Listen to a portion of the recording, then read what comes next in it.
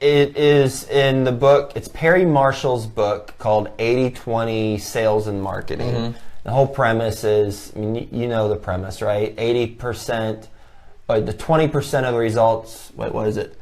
80% of the results come from 20% of your actions. Yep. And it's identifying what is that 20% so that you can maximize the results.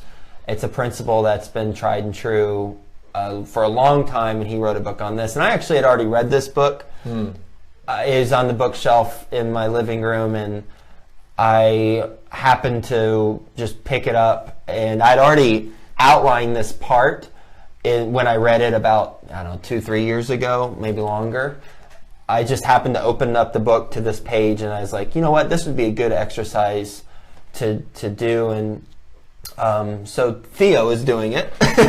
And the exercise, the outcome of the exercise is to identify what your superhuman strength is, basically.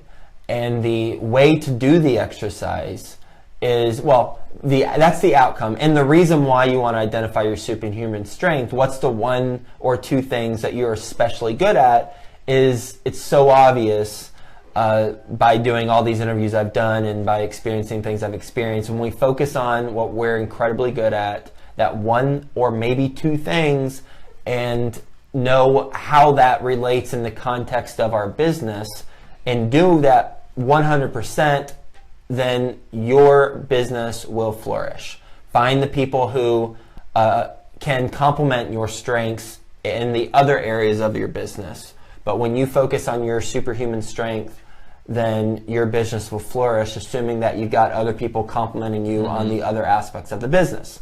Therefore, the approach for how to do that is, you want to explain the approach? So basically, you want to create a list of 5 people that know you from different aspects of life. So they see you at work or at home or a family, and so they know different parts of your personality, because obviously you act differently depending on where you're at. You make a list of 5 people, and then you want, and I guess the only other requirement in the book, it said know them for basically between 1 and 5 years, so they know you more than just a couple of months. And then you want to send them an email basically asking them, what do they believe you do better than other people, and that's it.